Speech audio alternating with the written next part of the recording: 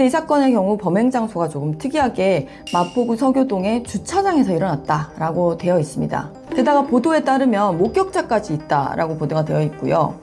이 사건 제3자가 목격할 수 있는 공개된 장소인 주차장이라는 곳에서 일어났다는 점에서 통상적인 중간간의 경우와 좀 다른 점으로 보이고요.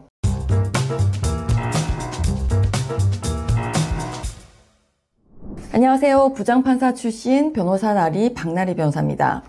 최근 기사에 따르면 나는 솔로에 출연했던 30대 남성 박모 씨가 성폭행 혐의로 경찰에 구속되었다고 합니다. 서울 마포경찰서는 24일 박모 씨를 중간간 혐의로 긴급 체포했으며 법원이 23일 구속영장을 발부했다라고 밝혔는데요. 경찰에서 실명을 공개하진 않았지만 온라인에서는 박모 씨가 나는 솔로 25기 영철이 아니냐는 얘기가 돌고 있습니다. 이번 사건에 적용된 혐의, 바로 중간간입니다. 중간간은 폭행이나 협박 없이 사람의 심신상실이나 항거불능 상태를 이용한 간음죄를 말합니다.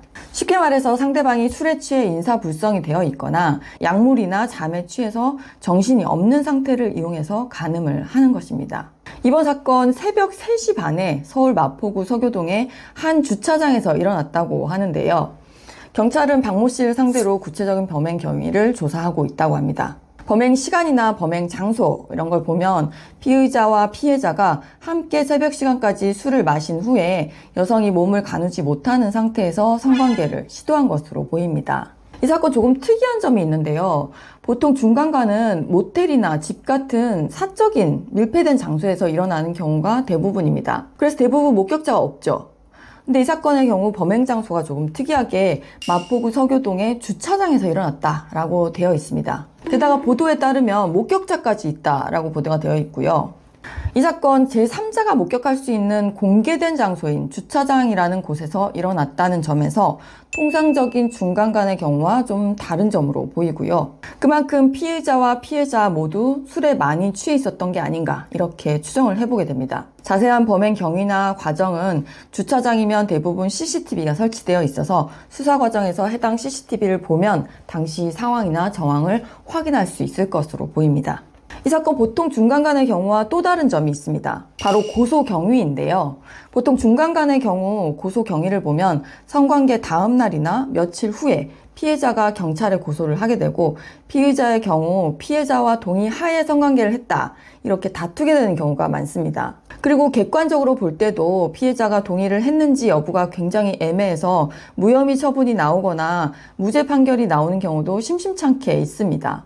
그런데 이 사건 경우는 경찰이 피의자를 긴급 체포를 했죠. 그리고 뒤이어서 법원도 구속영장까지 발부를 했습니다. 긴급 체포는 장기 3년 이상의 징역이나 금고에 해당하는 죄를 범하였다고 의심할 만한 상당한 이유가 있고 피의자가 증거를 인멸하거나 도망할 염려가 있어서 판사의 체포영장을 받을 수 없을 때 영장 없이 피의자를 체포하는 것을 말하고요.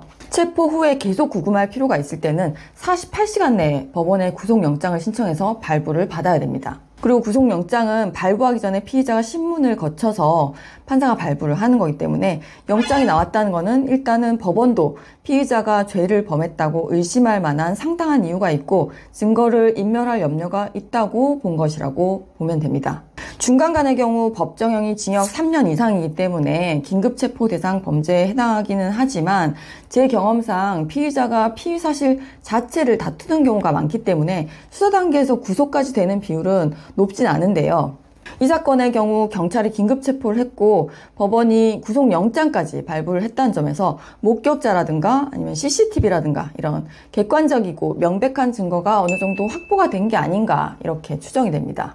구속된 박모 씨는 나는 솔로에도 나왔고 더군다나 후속작인 나솔 사계는 지금 현재 계속 방송 중인 상황이어서 더욱더 논란이 큰 상황인데요. 영철은 예전에 나는 솔로에서 방영된 내용에도 여성분한테 스킨십을 시도하거나 하는 장면들이 있어서 사람들이 사실 놀라지도 않았다 이런 부정적인 댓글들이 많은 상황인 것 같습니다. 아직 박모 씨의 공식적인 입장은 확인되지 않았지만 중간간죄의 경우에 강간죄와 마찬가지로 법정형이 징역 3년 이상으로 되어 있고 벌금형이 없습니다. 요즘 법원의 양형 추세를 보면 중간간으로 유죄가 나올 경우 보통 징역 3년 정도는 선고되는 추세고요.